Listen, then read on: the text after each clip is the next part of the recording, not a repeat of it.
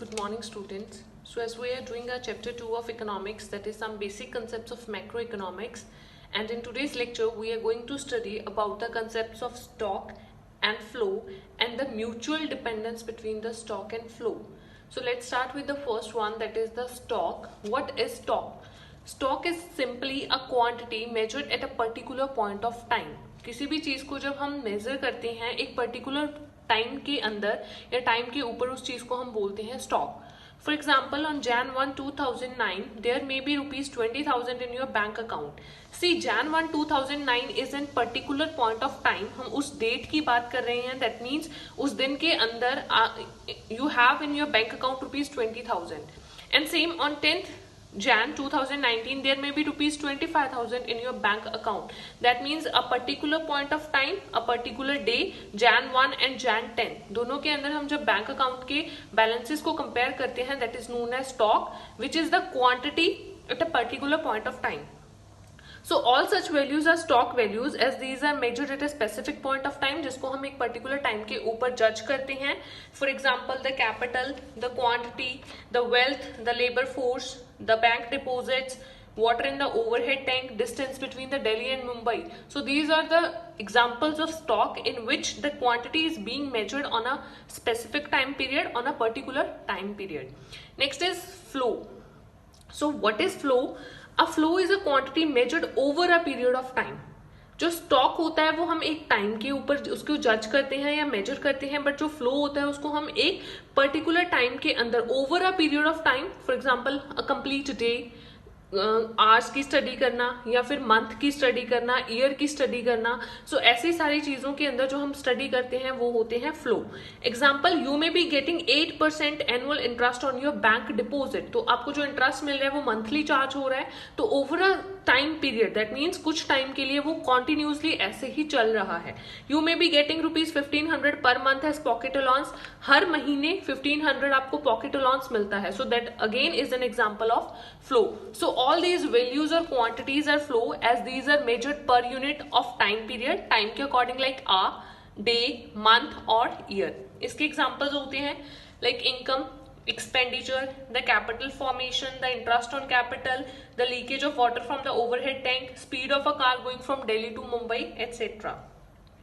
So next question is how the stock and flow are mutually dependent on each other. Let's do it with the help of an example. See, here's an figure which shows कि एक particular person ने ₹2,000 per month एक bank के अंदर deposit करवाया. Again उसकी 1/1/2019 को जो बैंक के अंदर उसके सेविंग अकाउंट में बैलेंस था, दैट इज ₹20,000. अगेन उसने कुछ टाइम के बाद वहां से कुछ पैसा विड्रॉल करवा लिया, that is at the rate of ₹1000 per month. So what does it shows?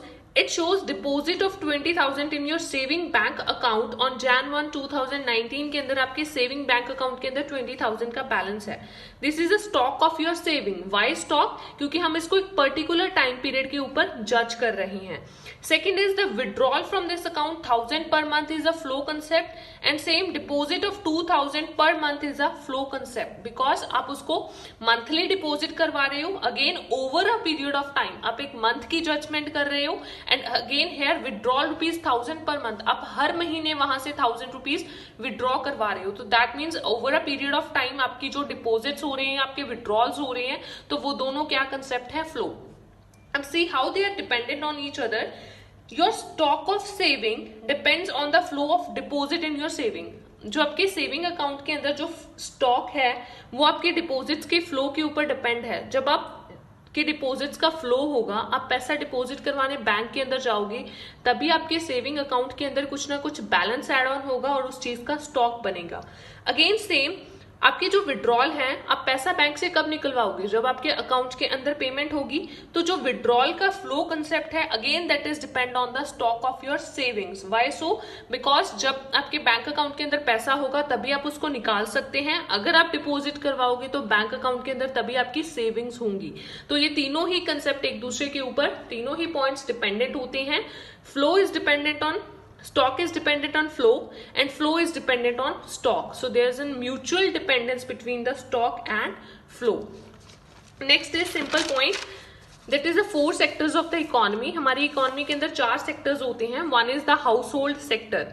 House hold sectors जैसे हम लोग जो कंज्यूमर्स होते हैं या अल्टीमेटली जो अपनी नीड्स को सेटिस्फाई करने के लिए प्रोडक्ट्स को यूज करते हैं।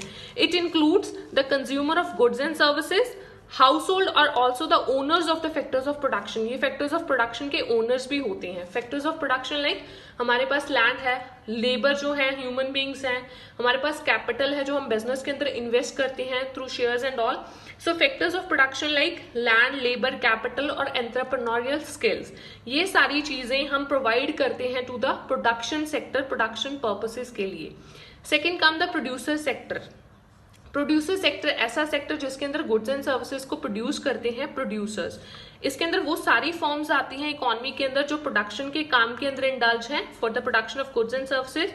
और ये फर्म्स जो होती हैं ये हाउस होल्ड सेक्टर से फैक्टर्स ऑफ प्रोडक्शन खरीदती हैं लाइक लैंड, लेबर, कैपिटल और entrepreneurial skill household sector से लेकर इनको यूज करते हैं। Third comes the government sector. इसके अंदर 2 गवर्नमेंट की एजेंसीज आती हैं। Government act as a welfare agency and government act as a producer. When government act as a producer it only produce the goods and services for the society and when it acts as a welfare agency तो it performs the functions of law, order and defence, जो country के अंदर law and order administrative चीजों को handle करने के लिए। Fourth is the external sector और also call the rest of the world sector. इसके अंदर वो सारी एक्टिविटीज आती हैं जो एक्सपोर्ट और इम्पोर्ट ऑफ गुड्स से रिलेटेड होती हैं, जिनका जो फ्लो होता है वो एक कंट्री का इंटरनेशनल लेवल के ऊपर बाकी कंट्रीज के साथ होता है। For example the India with USA, UK etcetera. So it includes all such activities which are related to export and import of goods and the flow of capital between the domestic economy and the rest of the world.